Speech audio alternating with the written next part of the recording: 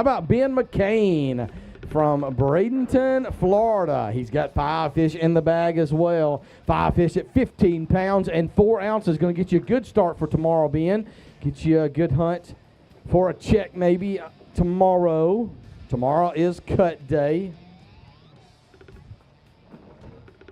I want to give a big thanks to my family for helping me make it up here for this one. Had a lot going on behind the scenes. It's made it a little difficult, but we're still plugging along.